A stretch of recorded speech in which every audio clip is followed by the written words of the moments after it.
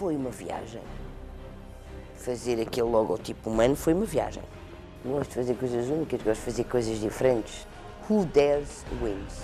Aprender as coisas de umas e passar para outras, daí sentirmos mesmo heróis.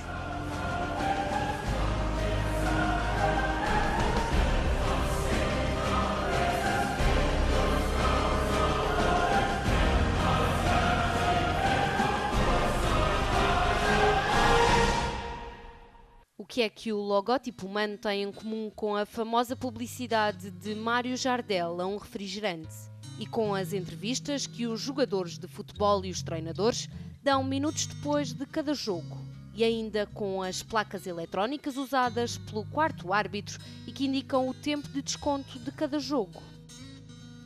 Estes 4 acontecimentos nasceram da cabeça de Ana Matias. Se fosse hoje, fazíamos de uma forma completamente diferente, porque isto é o género de coisas onde a experiência é valor, não é? E aprendemos de umas vezes para as outras. Foi uma viagem. Fazer aquele logotipo humano foi uma viagem. Recorda com saudade? Não sei se a palavra é saudade, mas hoje em dia até recordo com respeito. Não sei se hoje eu, com 49 anos, me sentia com ganas de avançar com uma coisa daquelas. Quando foi à apresentação na Suíça, quando o Johansson, que era o presidente da UEFA, viu as imagens, caiu-lhe uma lágrima e eu disse, yes, já ganhámos, quer dizer, se pusemos um sueco a verter uma lágrima com aquilo, já ganhámos o Euro. Isso recordo muita coisa, foi um projeto daqueles once in a lifetime, não é? Naquele segundo em que está tudo montado, correu tudo bem, como é que se sentiu? Foi uma sensação de dever cumprido? Sim, como as imagens apareciam nas televisões todas a chorar que nem uma Maria Madalena, sim, claro. E como é que sentiu que foi a resposta dos portugueses? Bem, foi brutal, não é? Nesse dia, eu lembro-me que foi com um grande motivo de orgulho. Fomos todos, depois da equipa da produção, jantar e estávamos saídos diretos do estádio, portanto, com as nossas t-shirts que nos identificavam e toda a gente, agora vou chorar, toda a gente do país tinha estado a ver as imagens. Portanto, as pessoas reconheciam-nos. Daí sentimos mesmo heróis. É sentir. É, aí sentimos mesmo heróis.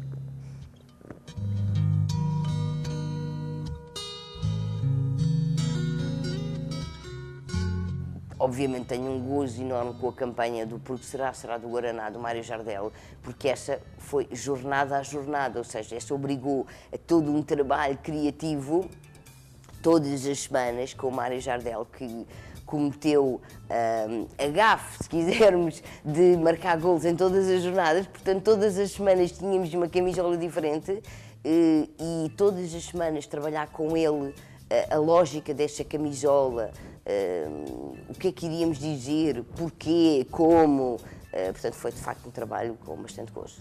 A flash interview, que parecia uma utopia, toda a gente me dizia que jamais que eu iria conseguir que os futebolistas e os treinadores imediatamente após o jogo dessem uma entrevista, e de facto ela hoje está institucionalizada, mas a flash interview era algo que eu conhecia da Fórmula 1, tanto que o nome flash interview é o nome que nós utilizávamos na Fórmula 1, e se reparar os biomes que estão atrás dos jogadores e dos clubes, e mesmo hoje nas salas de imprensa, também não foi nada mais do que copiar e adaptar aquilo que eu conhecia da Fórmula 1, que era com os tais quadrados. A introdução das placas eletrónicas para dizer quanto tempo de jogo, quanto tempo de desconto de tempo o árbitro dava, que até então era uma coisa que só o árbitro é que sabia, e que até eram acusados os árbitros de dar 8, 9, 10 minutos se fosse necessário. E foi um jornalista, atenção, foi o Paulo Sérgio, na altura na TSF, que me ligou na FootPro e que me disse: Ana, em Itália começaram o quarto árbitro, uma placa de jogo a indicar-se, que eu acho que era extremamente importante a nível da credibilidade do futebol. Eu disse: tens toda a razão, Paulo. Liguei imediatamente para o José Guilherme e disse: José, foi-me apresentado isto, nós temos que avançar com isto porque isto é importantíssimo, vai dar uma imagem de transparência.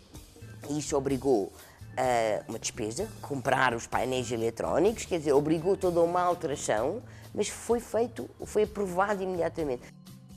Apesar de ter provas dadas, 2 vezes foi-me vedado o acesso a cargos que eu gostaria de ter tido e para o qual havia vontade de me convidar pelas pessoas responsáveis na altura que tinham o poder, terem dito claramente não, uma mulher dá azar numa comitiva. Mas afinal, quem é Ana Matias? Ultra competente, excêntrica e mau feitio. E dão muito jeito. O ultra competente, eu faço questão disso. Esse é que as pessoas podem dizer, epá, não gosto dela, mas não podem pôr em causa a competência. Excêntrica, porque é ótimo, dá-me imensa liberdade, porque tudo me é permitido, desde fazer jogos de futebol com perucas, até ir para a rua de pijama, ou seja, tudo me é permitido porque ela é maluca, ela é excêntrica, pronto. Mau feitio também é muito bom, porque inibo logo uma data de pessoas, só me vêm amassar se pensarem bem se vale a pena.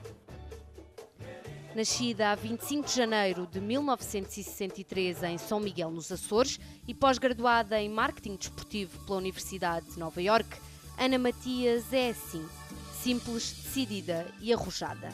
Esta portuguesa lembra-se bem como surgiu a paixão pelo desporto.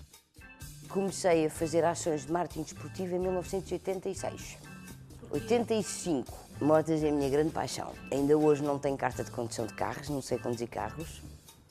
E sempre fui uma apaixonada de motas e, portanto, na altura estava a trabalhar para um amigo meu que tinha a representação da Piaggio com a Gilera, com a Vespa e com a Harley.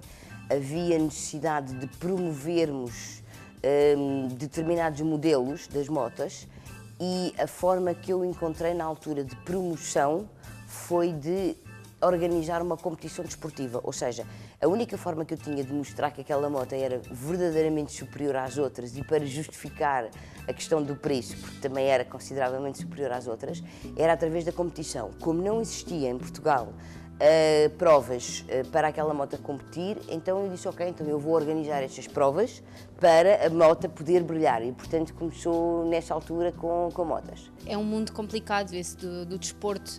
Sente mágoa ainda hoje de algumas pessoas? Não, de maneira nenhuma, até porque qualquer mágoa que eu pudesse ter tido na altura, o tempo, a história e os acontecimentos encarregaram-se de mostrar a verdadeira face destas pessoas.